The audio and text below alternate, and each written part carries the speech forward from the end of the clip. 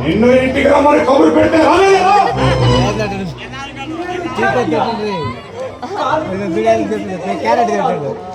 ఈ రోజు పొలంలో ఎండిపోయిన చెట్లన్నీ కొట్టేసావా? కొన్ని చెట్లు కొట్టానయ్యా, మిగతావి రేపు కొడతానయ్యా. నీకు రేపు వేరే పనుంది. పశువుల తాకిల్ లేకుండా తోట చుట్టూ కంచె వేయాలి. అలాగే కాదు,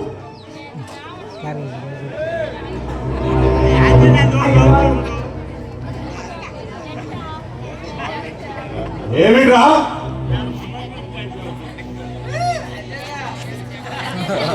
ఎందుకురా సందేహిస్తున్నావు?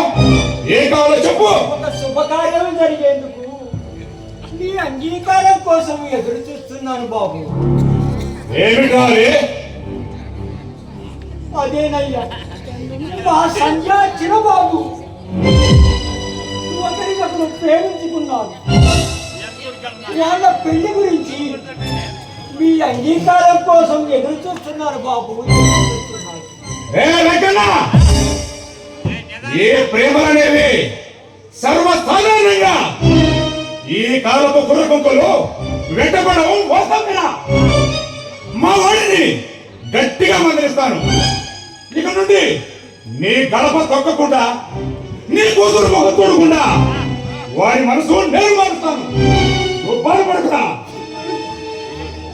అయ్యగారు, సంధ్యకు వచ్చిన బాబుకు అక్రమ సంబంధం ఉందని ఊరంతా మారుమోడిపోతుంది. ఇప్పటితో మా సంధ్యను చిన్నబాబు పెళ్లి చేసుకోకపోతే దానికి జన్మలో పెళ్ళే అర్హత లేదు బాబు.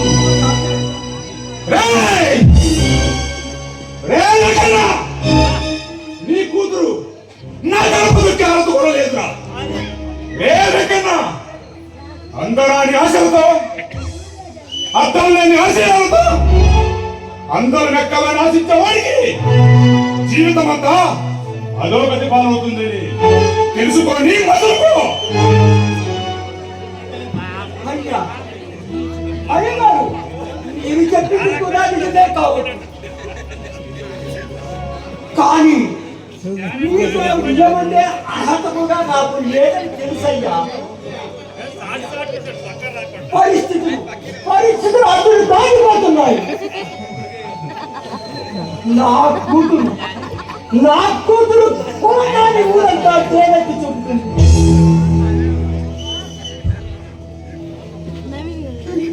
వాళ్ళిద్దరినీ ఆశీర్వదించి నా బిడ్డపై పడ్డ అపవాదం తుడిచివేస్తారని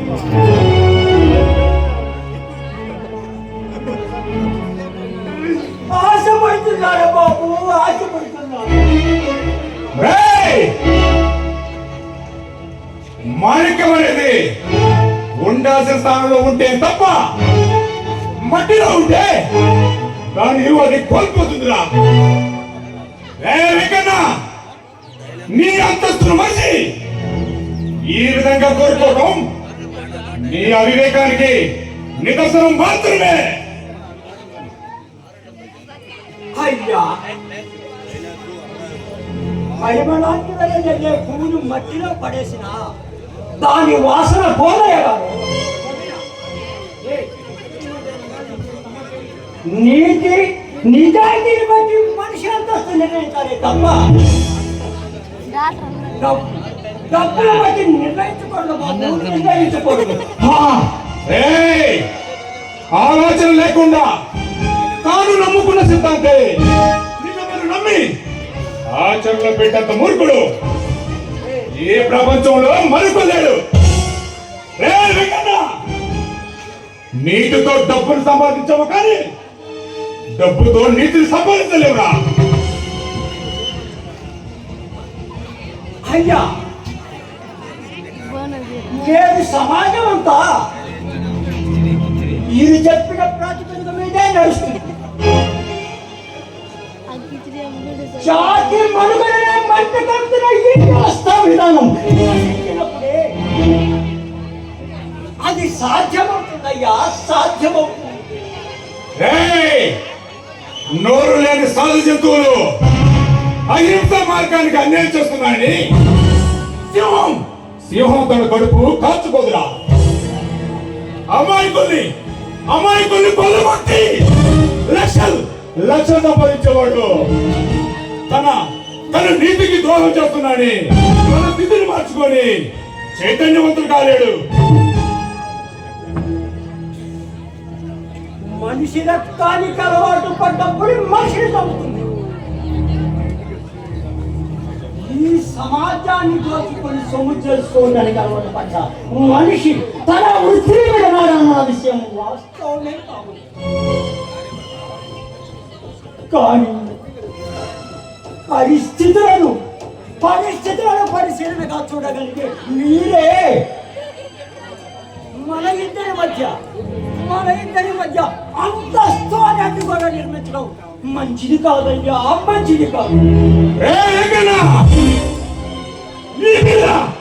నీ మీద సానుభూతి కూతురు చెప్తే ఇంతసేపు నీతో ఓర్పుగా మాట్లాడుతున్నాను. కానీ నాకే నేర్చేస్తామని నేర్పించే రీతిలో నీ వలన సుధించిపోతుంది. అయ్యగారు, మీకు నీతిని బోధించేంత శక్తివంతుడు కాదయ్యా.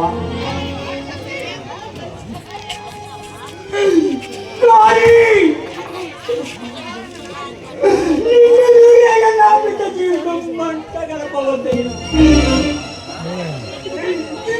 వేడుకుంటున్నానయ్యా, వేడుకుంటున్నాను.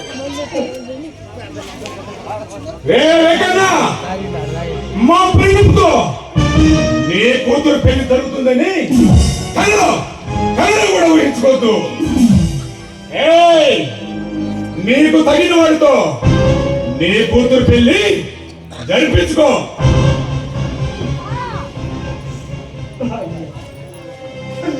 అయ్యగారు, ఈ లోకులు కాకులాంటి వారయ్యా, కాకులాంటి వాడు. అందుకే నేను కూడా సంతోషిస్తున్నాను. ఈ లోకులు కాకులాంటి వారు కాబట్టి నా పరువు ప్రతిష్టని నేను కాపాడుకోవాలిగా.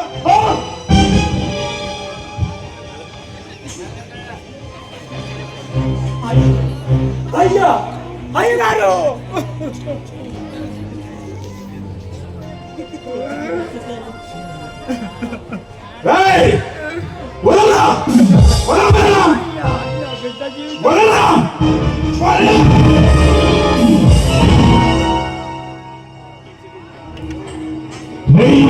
కష్టపడి కన్నలు కలిగించి పంటలు పండించే కర్షకుడు తిండి లేక ఎండిపోతున్నా.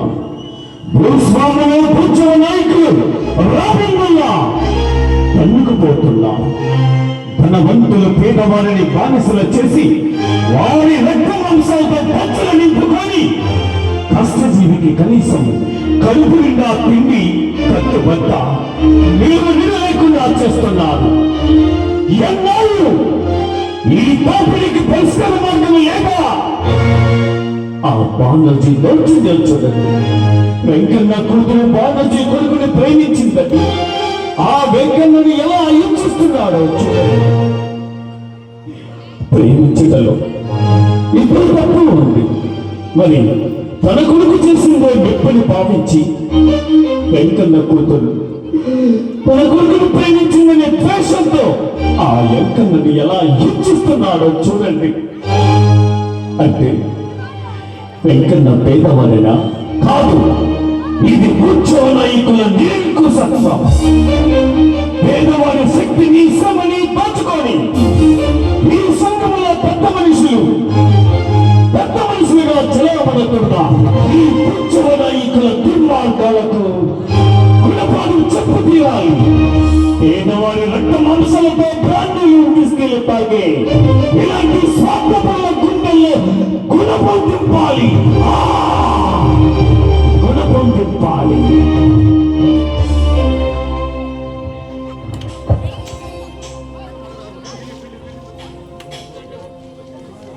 అయ్యా అయ్యగారు,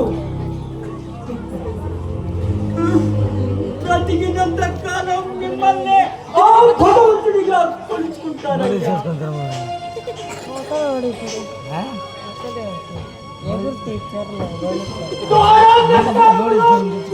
పోయిన నా జీవితంలో దీపం వెలిగించండి అయ్యా, దీపం వెలిగించండి. కానీ నా బిడ్డ జీవితం నాశనం చేయకండి అయ్యా. నాశనం చేయకండి అయ్యా.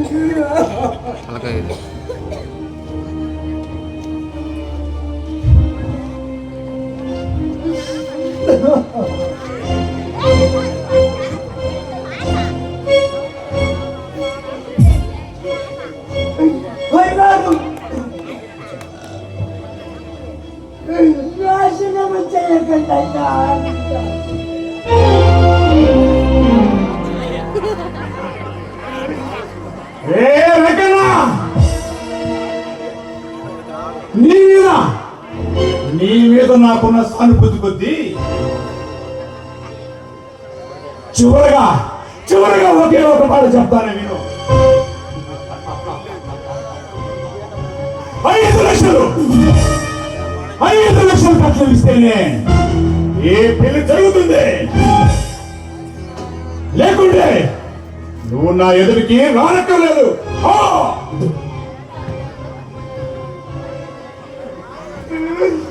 కడుపు నిండా అన్నం కూడా సంపాదించుకొని నేను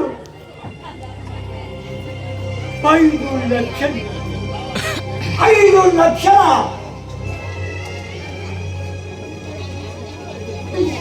5 లక్షలు ఎక్కడ నుండి తేగలనయ్యా? ఎక్కడ నుండి?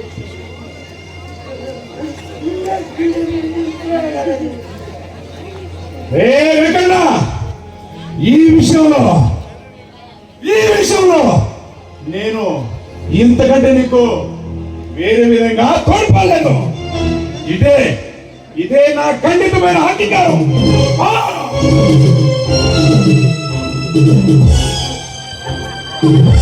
అయ్యా